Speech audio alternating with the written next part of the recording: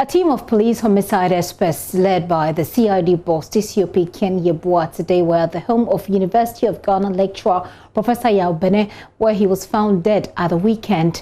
The lecturer was found dead and lying in a pool of blood in his Ghana home with his hands and legs tied. As the investigations get underway, we take you there shortly. But first, here is a security desk report about the incident. The law professor at the University of Ghana, Professor Benneh, was found dead in a pool of blood at his Ghana home in Accra Saturday. Police say he was found with his hands and legs tied.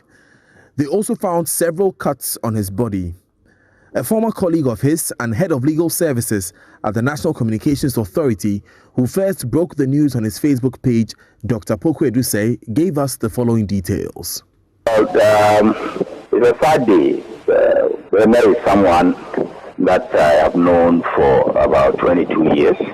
I mean, he taught me at Legon, and then the bulk part of the 22 years, he became a colleague lecturer. So I've known him since then, 1998. It's been a while since we spoke, but from the accounts, our Law Dean was trying to reach him because he's not heard from him for about 3 days, and the calls went unanswered. So when follow-ups were done to his house, the news that came out wasn't good, and that's what we are hearing now, that he's passed and the subject is under investigation. Have you visited his residence yet? I passed there this afternoon, but the police have been there. They are doing their investigations, and then we've taken the body away. Can you share with us what you saw when you went there? Well, when I went there, I saw a few family members around, and I decided to talk with Professor Tuguba, who is the Dean of Law. And he told me he had moved from the house. By the time I got there, he had moved from the house to the police hospital. So he gave me some few hints as to what transpired. And from all indications, there is foul play. And from the stories we are now reading, it seems that he had been tied. There had been some injuries on him. So it's suspicious, and they are going to investigate. We know definitely that will be done. According to reports, there was no sign of break-in or forced entry at the Ghana mansion.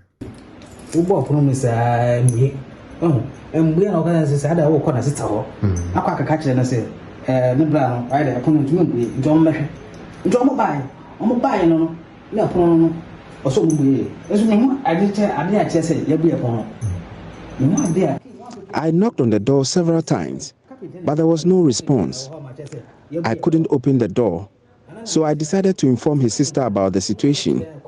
They came to the house to see things for themselves. They claim they were able to open the door.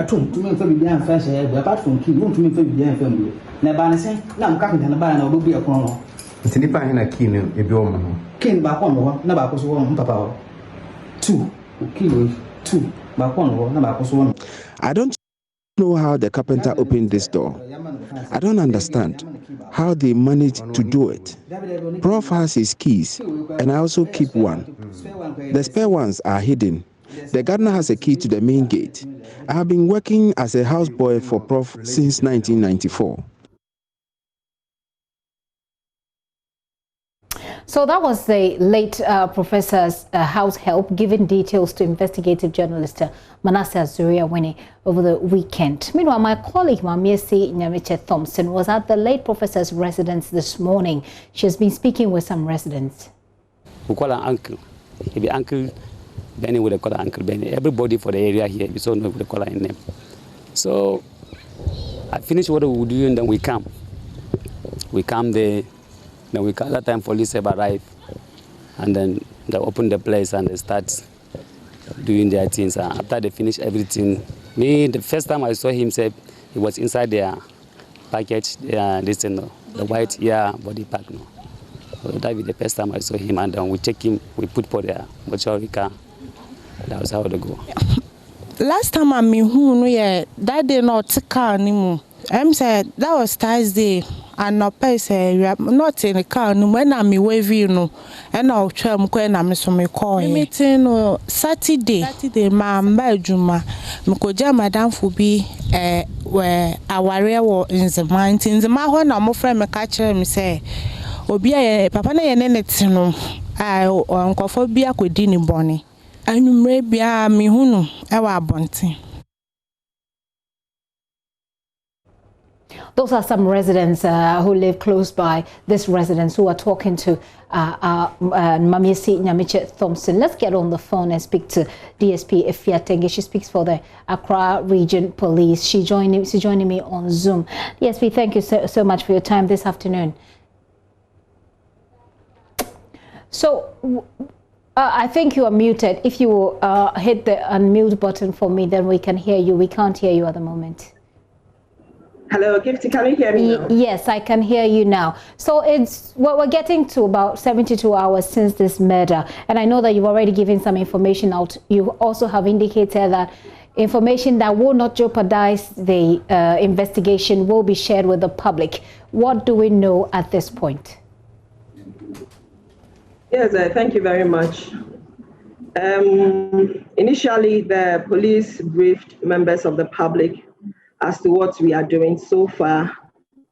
And as we know, as of yesterday, the police picked up some domestic workers, which is already in the public domain. And so these persons are still being interrogated. And for now, that is where the police is. There are no further updates to that one. So we continue to take leads on any information that comes to our desk.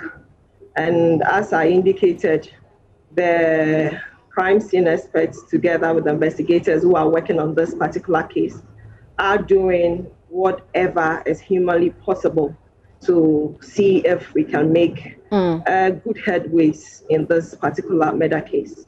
What we have heard also this afternoon is that there has been a team of police forensic experts who have been there, you know, gathering forensic information, and that includes a lot, you know, fingerprints, blood samples, etc. What we've seen right now, the story we played was one of the, I think, the house helps in the house taking a reporter through, you know, the house, you know, at the door of this man's room and everything. There also were concerns that the family members were there, at least between the time he died and now, the family members have been there. Could the forensic information that will help us make sense of what happened not be compromised at this point? Yes, as I indicated, when the information got to the police, the East Legon Command moved in together with the crime scene experts from the CID. And the technical team, as I indicated earlier, had to go there with their own management team. They had to go there with some forensic experts. They also went there with photographers, you know, an entire crime scene management team. And so they took or elicited every material that would be of evidential value to them. Okay. And what they are doing now is the analysis, that's the scientific analysis of this information. And when this was done, initially, the place was given back or handed over to the family. And that will make this thing clear. It doesn't mean that the police cannot go there again. The police can go there at any time, and every time that we get any lead, we can still revisit the scene. And so the place, which was already an enclosed place, immediately when the police got there, they had to secure the place. Maybe people were expecting to see the yellow tapes, but it doesn't really change anything because the place was already an enclosed place where at the time when the East Legon police had taken charge of the place, people were not allowed access. It was after when the crime scene investigative team had gone there, picked every information they needed, the fingerprints, any material that would be of importance to them as far as investigations are concerned, were lifted. that was when we handed over the place to the family. And that does not mean that the police cannot still revisit the place again.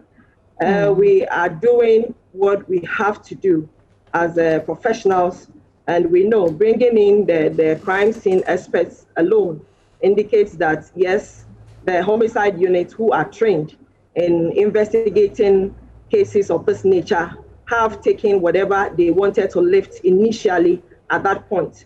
So we should not be castigated, and people should not think that the police are not doing what they are expected to do.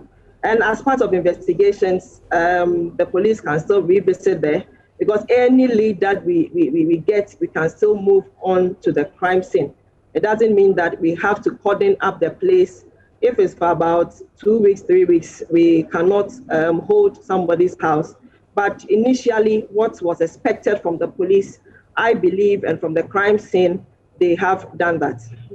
And I was just going to ask for more education, not just for me, but of course for those who are watching as well, for the citizens of Ghana. Is it standard procedure not to cordon off a crime scene even after you have lifted the information, as you said, which is of evidential value? Is it standard procedure to leave it as it is? Yes, that's what I indicated. Usually, you know, we have the primary crime scene, and every conviction of any criminal case starts from the crime scene. So for the police to go the primary area, they have secured it, they had taken whatever they wanted to take. For them, they believe that what was necessary for them to do, they had processed it, they had done their reconstruction, what they have to do a comparative analysis of all that they have picked together with the information they are also getting as and when their investigation leads them. And so if the place happens to be a public place where people can have access, people can go there in and out, then let's say that the police can't cordon off. But the place we know was an enclosed place. And if per the experts, per the technical team, they think that they have picked whatever information they wanted at that material moment, I think they can leave it. They are doing their work, and they believe that at that point, probably they could leave it to the family members. It's still early days yet. I'm sure that with time we'll get more understanding and we'll get, you know, a fair explanation to the actions that have been taken so far. But 4 people were picked up. Have we had any, you know, information that's giving us any lead already? The people close to him are saying there is cause for suspicion that there is foul play here. Are the 4 you picked up giving you any concrete leads? You don't need to give us details anyway. Yes, whatever they are telling us, I think they are all subjects of investigations. They are giving us a lot of information, and whatever they have given us so far, I think it should remain here. But in the course of investigation, we believe that there's still more information that we can share with the public. We'll do so.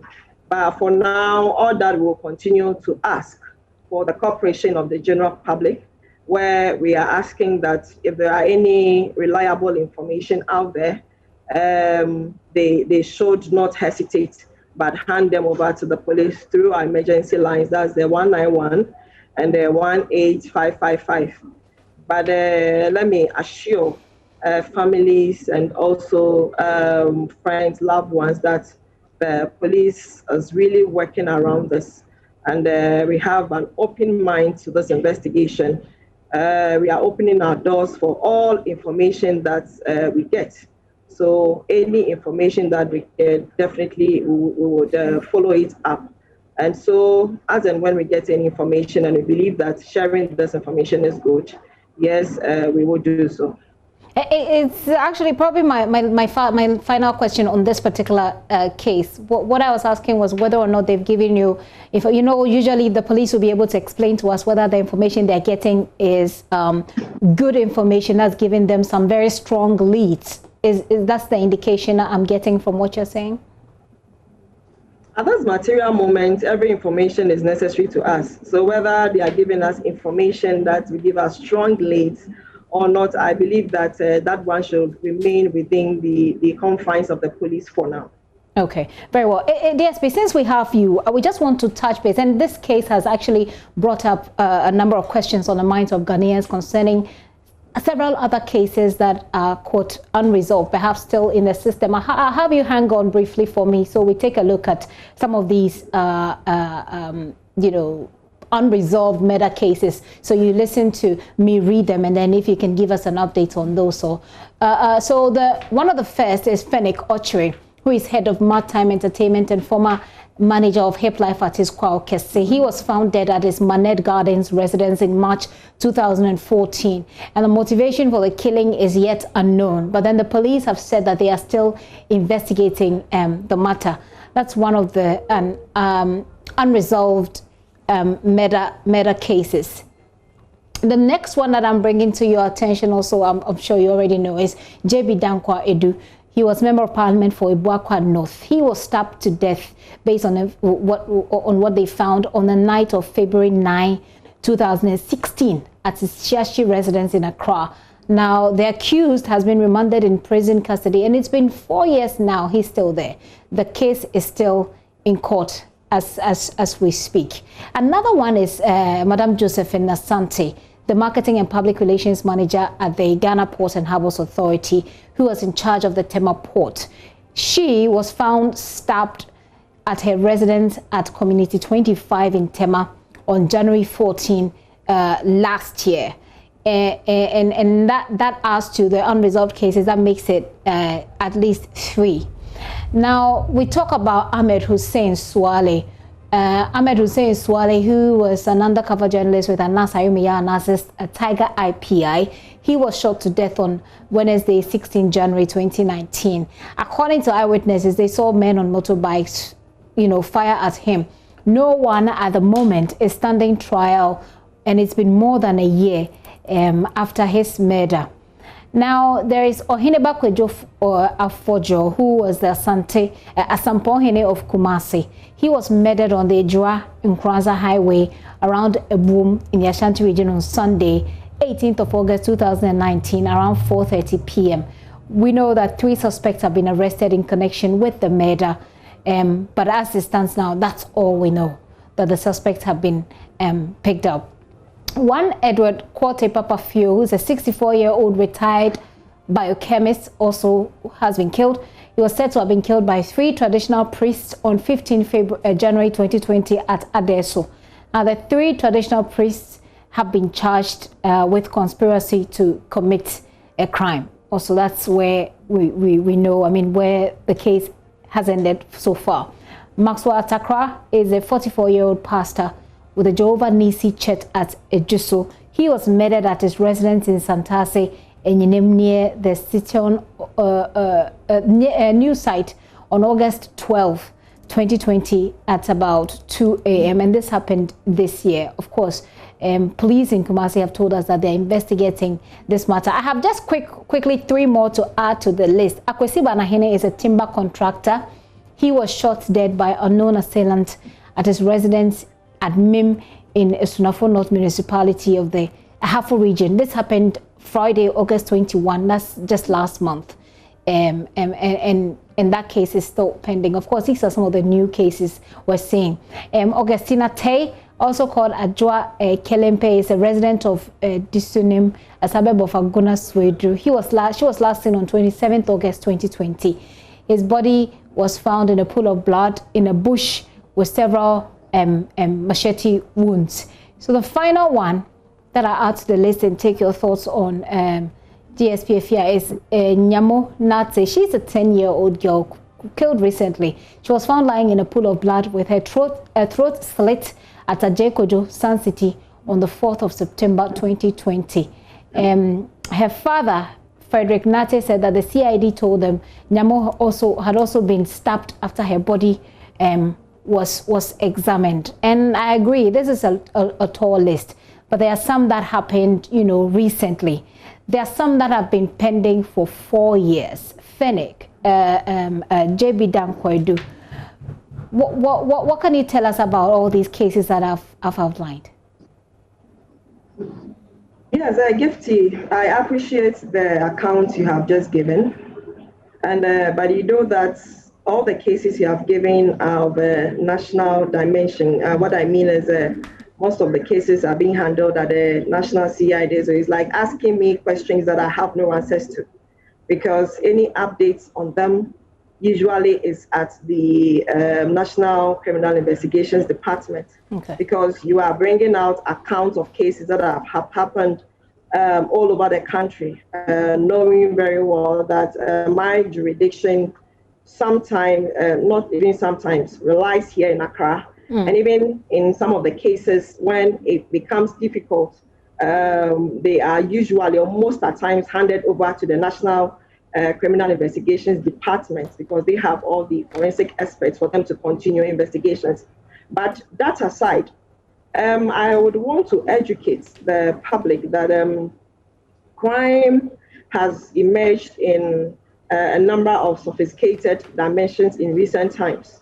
And like any other country, there is no way that we can say that there's a place or a location or a country in this world where a crime will not be committed. Definitely, crime will be prevalent in any country, to say.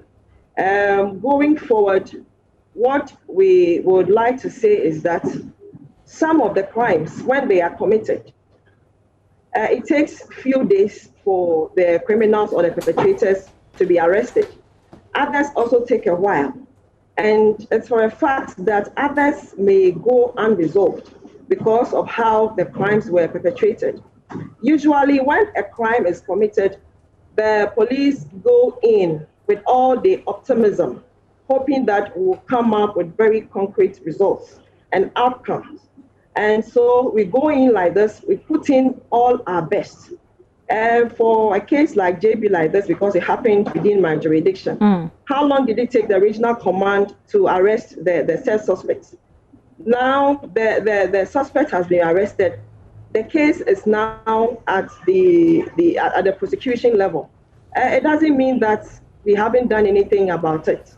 We work, we pick people, we take them to the court. We make sure that everything the police need to do, we do them on these cases that come to us. So it shows that we are working. But as I have said, some we may bring finality to them, others too, we cannot. And it is not only peculiar to Ghana alone, but we always try as much as we can, because yes, that is our mandate, and we owe an obligation to members of the public that if crime have not been prevented and they are committed, we are supposed to get into it, investigate it, and bring out finality to the case. So for it, what I've also observed is that sometimes I know that if we should find out the updates on these cases you have mentioned, all these tall lists, we will get some updates. Probably people may not even get interested in them. That is one thing I have observed. When an issue comes, we see that it becomes topical. We all talk about it. People want updates. We give them. But when the police continue to make headway, and the case even gets to the criminal justice system, at the courts, people don't even follow again. Even when we are even giving updates on something that has been done, they are not interested. They don't carry out the same topical headlines because people think that there are other competing stories that they need. But to say all, I would say that police is all that we have now. Let's not continue to rubbish us and make us feel that we don't know what we're about, or we cannot do what is our mandate to do. We are doing what is expected of us. And so we will continue to ask or implore for members of the public the needed support, all the information that we need. And some of them, we cannot also hold the police accountable. There are so many things that sometimes we realize that there are lots of lapses elsewhere. It can be human factors, it can be negligence, it can be so many other factors. But this is not a time to begin to ask questions or find out what has gone wrong. Rather, let us continue to support, especially in this particular case, so that we would make very concrete and definite headways in this, and we would still update members of the public on what outcome we get. But very well. Let me tell you that always it has been our objective that we get to the finality of every case, every criminal case that comes to our desk. Certainly. So what I'm getting from what you've said so far, and I'm ending it, is that it's possible that there are updates on these cases that we've outlined, except they are not in the public. Yes, it will be. Very well. And I appreciate that. I mean, not every one of these cases are in your jurisdiction, so I do appreciate that. But I'll say a very big thanks to you, DSP Afiatenge, for your time this afternoon. DSP Afiatenge speaks for the Accra Region Police. She was updating us on the recent apparent murder of Professor Benneh, who was found dead in his home at Adringano. And we took the opportunity to also ask about other cases that seemed, stagnated or unresolved. And she says it's possible there are updates, except those updates are not yet in the public domain. But also, of course, that's as far as she can speak to. Some of the cases occurred not within her jurisdiction.